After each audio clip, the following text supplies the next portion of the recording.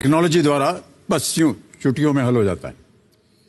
लेकिन एक टेक्नोलॉजी ऐसी है जो हमारे पास तब से मौजूद है जब से सृष्टि का निर्माण हुआ था।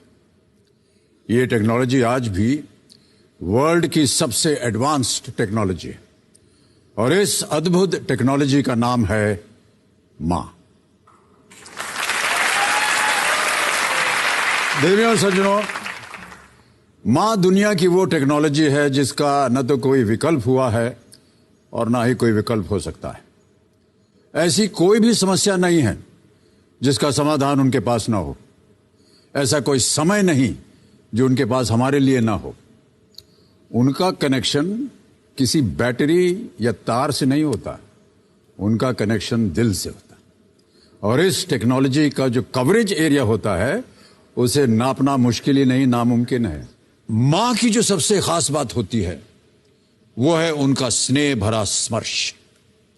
इस स्पर्श की आज तक न तो कोई तकनीकी बराबरी हो पाई है और न हो पाएगी। ये अपने स्पर्श से हमारे दुखों को डाउनलोड कर लेती हैं और खुशियां हमारे लिए अपलोड कर देती हैं। शायद इसीलिए कंप्यूटर जैसी मशीन को भी चलाने के लिए एक मां यानी मदर बोर्ड की जरूरत पड़ती है। बहुत बहुत धन्यवाद।